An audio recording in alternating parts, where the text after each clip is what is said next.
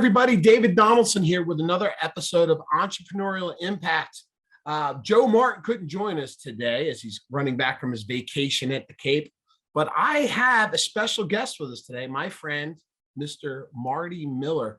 For those of you who don't know Marty, probably few and far between at this point for people that haven't heard of my friend Marty, Mr. 66 Challenge himself. Marty, welcome to Entrepreneurial Impact. Thanks, David. I appreciate it. Thanks for having me. Absolutely. I'm excited about it. No, listen, for those of you that know my backstory, my history, I'm a restaurant guy. I'm a foodie. I'm a background. And here's what I've always kind of shouted from the rooftops is that the most successful people from real estate come from the real estate industry. Marty, tell everybody where you're from. Yeah, I'm from the restaurant industry there. Surprise, surprise, right? Look at that. Point, David. Proving your point. I spent 16 years in restaurants and actually probably even more than that if you count the years that I was hosting and serving. But spent 16 years in restaurant management, worked primarily for Perry's Steakhouse Group. There's, I don't know, when I started, there were 3 locations. I think they're up to 10 or 12 across the nation now. And just kind of cut my teeth on fine dining in College Station and then got into more management and kind of took it from there. So I was a general manager for 4 separate locations across Houston, and came to the realization that I didn't want to work 12-hour days anymore. So I got into real estate and I still work 12-hour days. I just worked them a lot earlier in the day. So instead of going in at noon and staying out until midnight, now we start at 7 a.m. and we're done at 7 p.m. I know all of you realtors can relate. So yeah. It's kind of funny, right? You're like, I'm going to do this real estate thing because I miss people. Yeah. But the hours won't be as bad. It won't be, that's what I told a lot of people, the hours are just killing me. And then I became a realtor and realized it's all about hustle and grind, just like it was in the service industry. I used to be the guy that would shark tables when I could, because I wanted to make that extra, $50 or whatever it was per table. They're picking up extra shifts related to just pick up the extra phone calls, right? Just do the extra work and you'll make the extra money. So definitely related. Now, I've got to share, I always joke about this. It's like when people say, hey, where are you from? And then, of course, it's this big city. And you're like, hey, well, do you know so-and-so? Which, right. Obviously, no, I'm from Philadelphia. There's a city of 4 million people. Well, of course, the first time I met Marty was here on his tour, speaking here. I think it was down in Lake Ridge, Manassas, if I recall. Yeah. And I met Marty for the first time before we were cohorts as regional tech trainers. And he said, hey, I'm from Katy, Texas. And I'm like, hey, by the way, do you know this guy, Keith Garver? And I even made the joke about, well, you're not going to know this guy, but I have to ask. Yep. And what'd you say? Keith was actually in management with Perry's Steakhouse at the location that I helped open in Sugar Land. So yeah, it was a very small world. He was actually at that time, I think, the general manager for that location. And I was at a separate location here in Katy. So the restaurant business, man, I'll tell you, it can become a very small world when you stay in it pretty long and everyone kind of knows everybody. And there's some job hopping that seems to happen every now and then, but inevitably, the players remain the same across all the venues. Well, and I think it just kind of proves the point is that don't ever be afraid to ask the question and don't assume you're going to know the answer. You never know where that referral business is going to come from, right? All of a sudden you're like, oh, I do know so-and-so. I think it's funny too with Keller Williams. People are like, oh, you work with Keller Williams? My friend in Philadelphia, do you know David Donaldson? You're like, actually, I do, right? So don't be afraid to ask and don't be afraid to say, oh, I don't, but I could certainly learn who that is if that was someone important to you. And now all of a sudden, you've established a referral partner across the nation. Exactly right. Exactly right. So we've established that, but you got into the business, you transitioned from hospitality, and it was a natural fit for you, but you became a realtor. Now, the topic of today's conversation, I want to talk about opportunity, right? Because you and I have been blessed with opportunity within the industry, but those aren't happy accidents. They happen because you're deliberate on certain things that you're doing in your day-to-day when you're building your business. Let's talk about that for a minute. What were you doing? What was your vision when you got into real estate? It probably wasn't this. No, it definitely was not. I was like every new realtor, wanted to make $100,000 in my first year and was told by everyone that I had come across that, oh, you've got the talent, you've got the skills, the people. After so many years in high-end steakhouse management, I figured all of my clients at the restaurant would certainly become my clients as a realtor.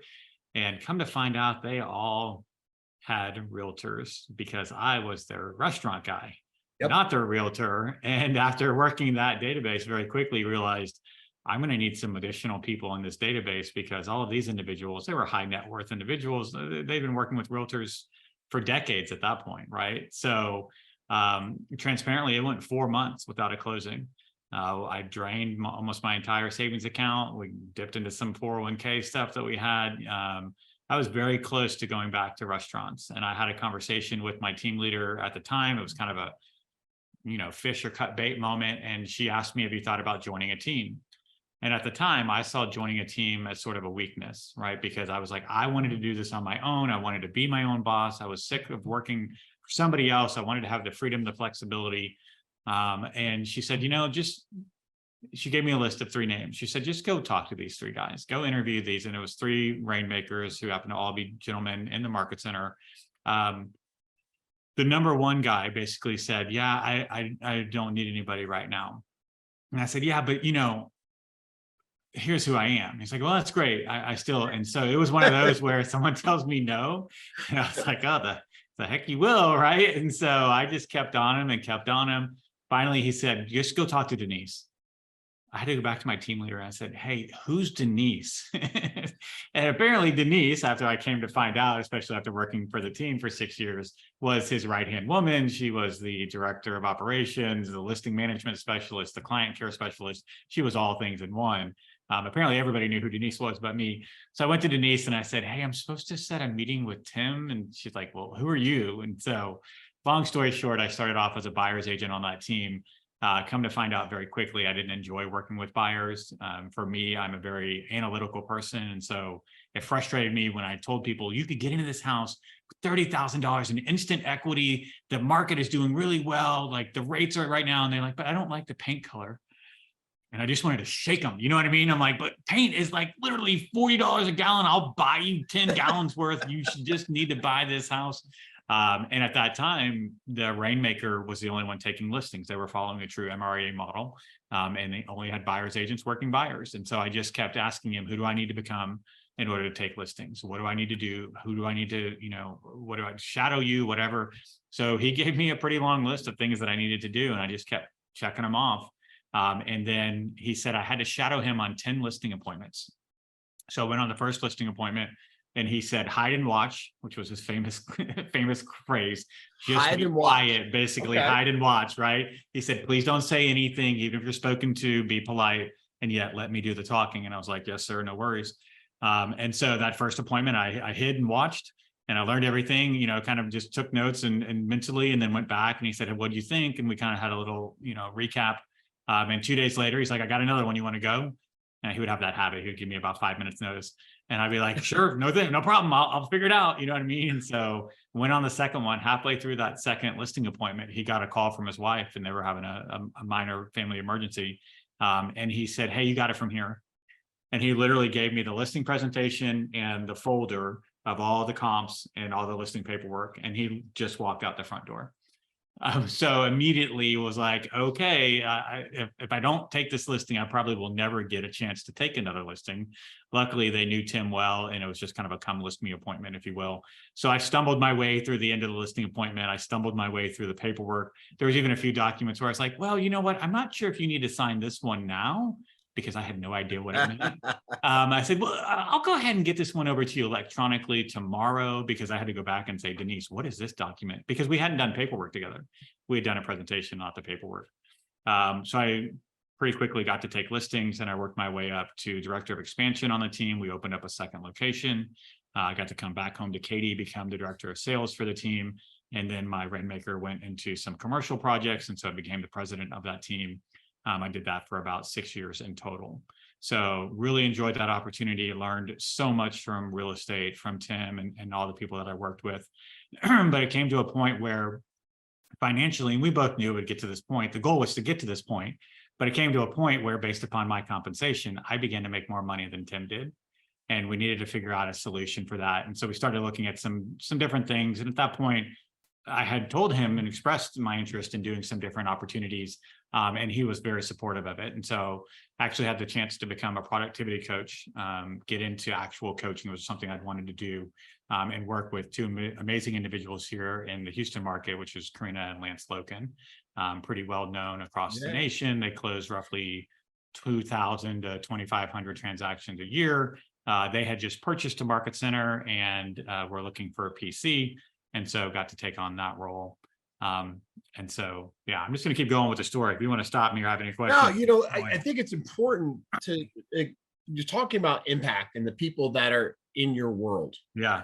And taking advantage of the opportunities as they present themselves, but also recognizing that you want more, not sitting and being complacent yourself. And we could kind of speed it up a little bit, but yeah, I think too many times when we talk to agents and business owners, their focus literally is still paycheck to paycheck. Yep, absolutely. Right? They're focused on units. They're focused on the transaction. They're not focused on the big picture. They're not focusing on that there's more here, right? And you can pull out the red book, which I always keep at arm's reach, right? You pull out the book and said that there's so much in here. Yeah, absolutely. And there's so much that we're experiencing now that's not in here yet, right? And we're talking about development and growth and things that are happening in our industry.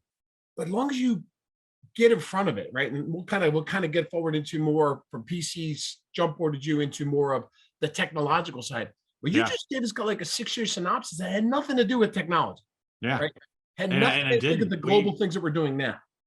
We were not using much of KW anything at that time, to be very, very transparent. We didn't drink a lot of Kool-Aid. I remember the first time that I told Tim I wanted to go to Mega Camp, and he asked me what Mega Camp was. And I was like, dude, you have been with KW for 10 years. How do you not know what Mega Camp is? He's like, is that thing in Austin? And I'm like, yes. And so, eventually we started drinking some more Kool-Aid as far as getting involved in KW events and things. One of the best things that came out of that PC position with Karina and Lance is that at the time, Kelly came around. And for those that may be new and aren't familiar, Kelly was our first mobile app. She was very limited in her initial functionality, and yet there was a big push for 100% adoption. And we learned a lot from that push. But at the time, someone, I can't remember, I believe it was somebody on our leadership team said, Marty, you're pretty tech savvy. Why don't you kind of take this on and be your charge? And I was like, okay. Well, I quickly realized explaining Kelly one at a time to 300 people was not the best use of my time, especially when there wasn't that much to explain. And so someone said, you should just record a couple videos. You know where this is headed, right? So I think maybe the very first 66-day challenge was actually not around command. It was around Kelly. And ironically, because Kelly was new and being developed, we didn't have 66 days of content. No. So it was actually 44 days of content. On every third day, I took 2 states and I challenged everybody that was watching to go make 5 referral partners in each one of these 2 states. And so we would just talk a little about the states. I would challenge them, and then that would be video 3 and 6 and 9 and so on and so forth. So that's where it all sort of started. I've always been a tech savvy person, but the actual real estate technology started with Kelly. Because of that challenge and our 100% adoption, I got into some communication and correspondence with some individuals at KWI. Labs was born, which is sort of our, for agents by agents group, where it was agents and leaders that were giving direct feedback, input, testing the technology. And that's sort of where the opportunity came for the RTT position. I signed my letter of intent was a cocktail napkin at a Las Vegas casino restaurant. At the time, there was a big tech event that was happening in conjunction with Keller Williams in Las Vegas. And so I had gone and had met with my regional leaders, and we sat down at a little cocktail table. And I remember they wrote a number on a cocktail napkin, and it was the best conversation. Now, again, we did all the official paperwork when we got back. But that was when we were having conversations. And to be honest with you, being transparent again, the number to start, it was a little bit of a step backwards for me, right? And yet I saw the opportunity. I saw the chance to sort of grow into a new role, to grow into a new environment, to get into technology when it was, we were brand new. Command was a baby, right? Like we were talking about, hadn't even become a desktop application yet. So that's sort of where the RTT position and where the 66-day challenge started. Again, kind of one of those funny moments is that when Command was new, it was easy to do content because it was brand new. However, when you get to day 40 and you realize you've covered everything Command possible, and you're praying for a new release tomorrow so that you have something to go record, you know what I mean? When in the early days, we were doing new releases every Tuesday, right? Every Tuesday, something was coming out. And so you were just praying that there was something new that you could maybe stretch into like 2 or 3 video, you know? And so that's sort of where it all came about. But there's an element of being the right person at the right place at the right time. And a few people have used that analogy with me, and I get it. However, it's the amount of work that you put in when you are the right person. That's the thing, right? So that's where I want everybody to hear, right? When we say, look, you get into the business, you're a business owner, you're development, and yes, that's the core of who you are and what you do. And inertly, we want to grow, right? You want to build a team, right? There may be some monotony. You find out what you like, what you don't like, and your skill sets emerge. Yep. Training, instructing, presenting. Look, technology is a niche, but we're not coders. We're not programmers. We understand a lot of things, but we're more coaches, right? Consultants to the agents that are running business and utilizing a technological tool that we call Command as leverage. Yep. So when you're fitting into that, having the background, the consumer relationship side of things, having been in the business on the real estate side of things, understanding what their actual objectives are, is the opportunity to go, look, I know where you want to go. I know what this platform is that we have. Let me show you how to incorporate that in your business and show you why and how. Yeah. It's interesting when you talk about the niche too, because I can remember having a conversation with a really good friend, a trusted advisor, someone that helped me with several things in the KW world. And she said, be careful. And because I was considering this position and I had this opportunity and the 66 had already taken off or whatever. And she said, you got to be careful. If you become known for tech, you'll only be known for tech. And it was interesting at the time because now, here it is 4 years later, if you will, roughly, that we've been on this journey in the tech space, at least as regional technology trainers. And very few people know that I've closed 267 real estate transactions. Right. And when you work 6 years on a mega team and you're the listing agent, aside from the mega, you get a lot of opportunity. And yet sometimes you become known for something that's also still great. I wouldn't give up the tech at any point. It is just one of those things when you make those decisions to sort of niche out, if you will. Just make sure you're 100% invested in that, because the time you put into that niche may become who you become, and if that's not somebody you want to become. I'm happy being known as, Mr. 66 and all the jokes and all the fun that comes around with that. It's, you asked me earlier about legacy. I didn't start to become someone who was going to be known for a video series on YouTube and train as many agents as I've had the opportunity to do. I was just in the right place at the right time. Someone said, hey, we need you to do this.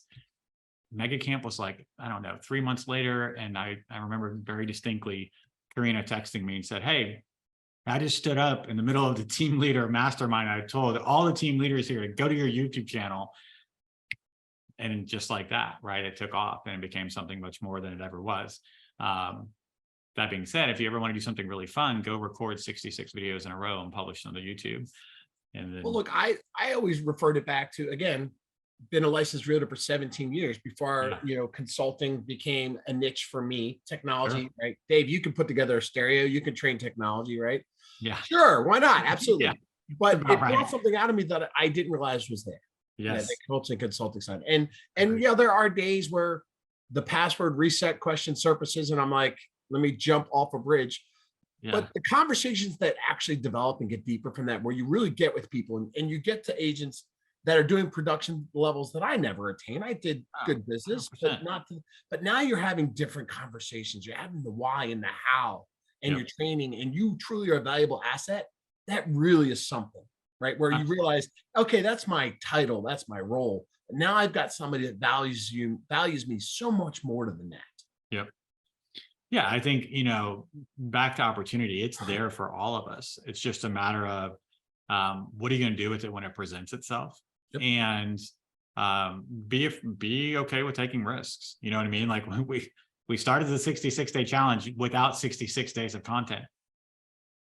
You know, like just to go back to that original point, we were at day 40, and I say we, it's the royal we, which is more me and myself and I, and we were at day 40. And I remember like messaging some of the people that I knew at KWI and being like, please tell me tomorrow's release is happening, because otherwise I'm going to be stuck. I literally, and there were times where I would have them go look at the video series and be like, is there anything we missed? Like you could probably throw in 3 or 4 minutes here or there.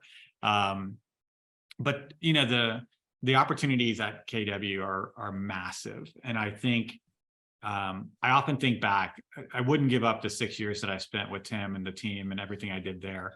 And yet the KW opportunities really didn't become a part of my world until like that last year or so, right? I found out about Keller Williams University. Both my parents are elementary educators. Teaching and training is sort of in my blood, but I had no idea that Keller Williams actually has a division strictly around teaching and training in Keller Williams University, and that there was a whole process to become, you know, an approved trainer for your market center, and then an approved trainer nationally, and then become master faculty. That was a really exciting opportunity, right? I have not reached master faculty. I am an approved trainer. And yet that road was really exciting.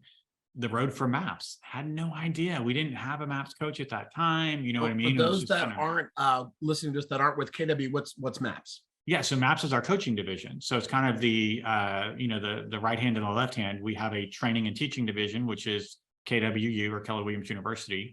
And then we have MAPS, which is Mega Agent Production Systems, which is essentially our coaching division of Keller Williams as well. And so I had no idea that MAPS even existed. I had no idea that you could become a coach. I had no idea of the financial implications of becoming a coach. And more importantly, the people that you get to meet and the people that you get to work with on a daily and weekly basis.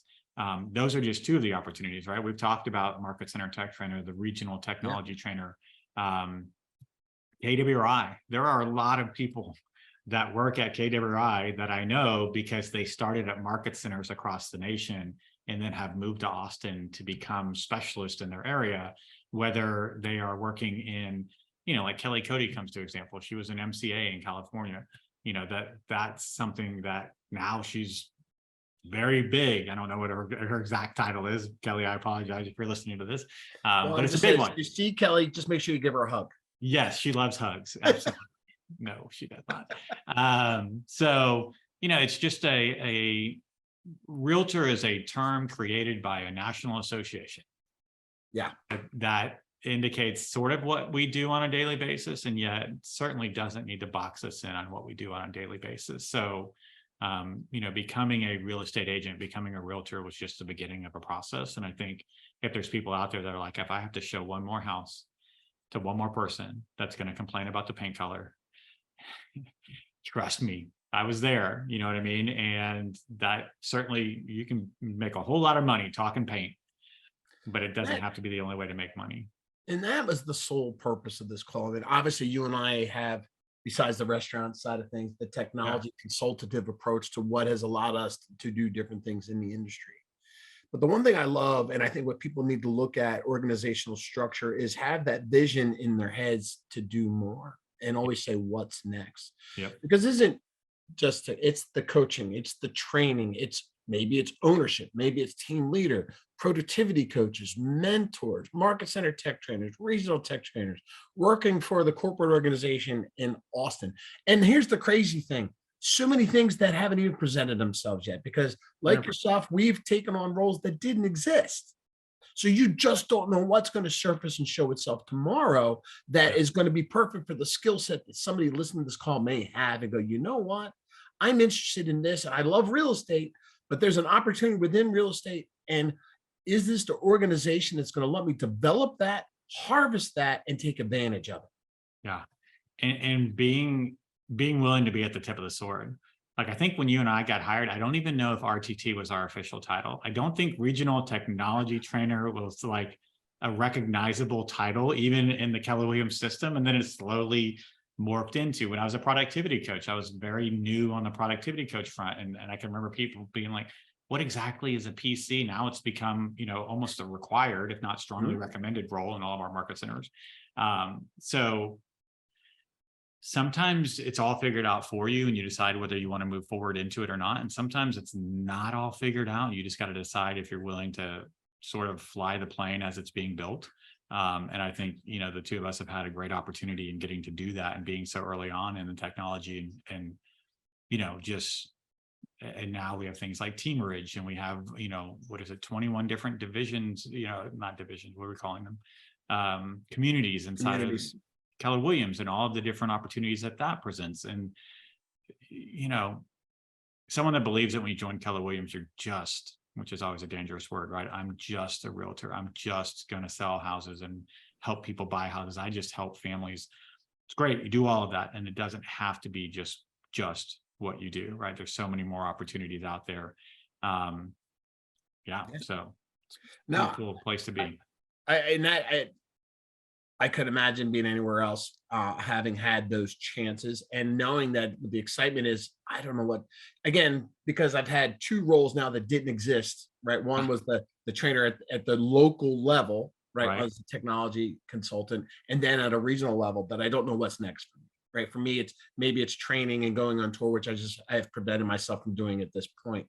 Sure. Or what else is out there for me? Who knows? But that's the thing when I say, guys, don't limit yourself. Don't put yourself in that box or that cage. And you brought up Teamridge, and it's the podcast that I from the previous week when we met. I spoke with Michael Ward. There's so much more people. There, just keep asking what's next and keep looking out for yourself, and don't limit yourself for those opportunities. Well, we'll wrap this up, and Marty, let me ask you. You touched on legacy, and I think you've obviously established that. And the great thing about for good or for bad is that video will be out there in perpetuity. Yeah. Right. But what moves you?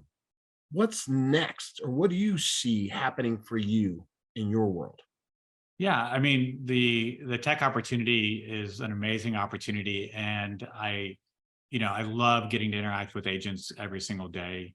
I would certainly enjoy even more of that. And so the Teamridge, right? Michael and I have talked about this often, and that's been an opportunity that's sort of been open for me as well. So continuing to really lean into the tech with my regional individuals, really lean into the tech, in the coaching space. And then here I am again, right? Somehow, when you're determined to be okay with building a plane as it's being flown, people will find you as a pilot, right? And they'll say, well, we don't know exactly how this is all going to play out, but will you be willing to fly the plane while we build it? And that's where we are with Teamridge right now. So being presented with that opportunity to work with an amazing partner in Michelle at our Austin market centers, and now heading up that data project for our Austin Teamridges. It's another project, and it's a great opportunity. It allows me to still be involved in all of my regional people, and then really, kind of hone in on Austin for the data side of things. But for those that are listening that are saying maybe there's a new opportunity for me, perhaps, if your area, your market center doesn't have Teamridge, right? Go back and listen to David's interview with Michael. I haven't had an opportunity to listen to it, but I know Michael, I know the content most likely that you all discussed, and it's a massive opportunity for people that have talent around both technology and agents and coaching and consulting and building a big business. Profitability of our market centers at Keller Williams is extremely important. And I think Teamridge is going to be just one more key to that success. And we need people to head that up, right? And so this is a new horizon, and there will soon be individuals leading Teamridges across the nation. The question just becomes, is that opportunity going to be one that you would be willing to take on? Well, listen, Marty, I had Mark King on the mind because at the same time, here's the thing. We were talking about opportunity, and this is what I love about our ecosystem. Yeah. Tomorrow's leaders are selling real estate today. They certainly are. And somebody like yourself and somebody like Mark, and look at where they're helping us lead us and help take the agents to level production. You're going to inspire the next generation of leaders. So for that, I just want to say thanks. Absolutely. Thanks for joining us today. Thanks for sharing your information. And we're excited to see what the next 66-day challenge looks like, which will be what, version 8? It'll be 8.0. We're looking after Mega Camp. I'm looking at after Mega Camp. I don't know why I refer to myself as a collective we occasionally. It's, the cool thing is that command hasn't changed that much. the even cooler thing is that this month, Commander's changed a whole lot. So Yes, it it is has. definitely time to get out and get after it. And it's, it's no small feat to say I'm going to go record 66 more videos, and yet it's time to get 8.0 up and running. So hopefully after Mega Camp, I'll start on that project and get that out and rolling pretty soon. It's pretty awesome to think that that there are 2 times a year where you're going to get a whole boatload of content that's going to spearhead those conversations and build upon the foundation that you've laid out in versions 1 through 7. Yep. Refresh that through improvements and tie into what's coming next, all at the same time, just providing leverage for agents to run their business. And that's the legacy that you get to leave behind. Yep. Well, Marty, thanks for having me here, man. Thanks for being one of the first people. Literally, I can remember meeting you way back when I was like, brand new, and I was getting, I don't even know if I was official at that point. I think I'd been in discussions, but it's cool to see your growth as well. And it's cool to see the podcast and all the things, all the projects that you're working on. So thanks again for having me out. And I appreciate the relationship and partnership that you and I get to have as friends. And I'm not giving you back your fantasy football trophy. So you can just taking it back. You're shipping it back in a box. You're watching live on YouTube. You can see this amazing trophy that us RTTs get to pass around each year as a fantasy. It sat on my desk for 2 years. I want it back. It's not coming back, buddy. All right. Well, we shall see. Well, you have a great day, my friend, and I will talk to you soon. All right. Bye, David. Take care.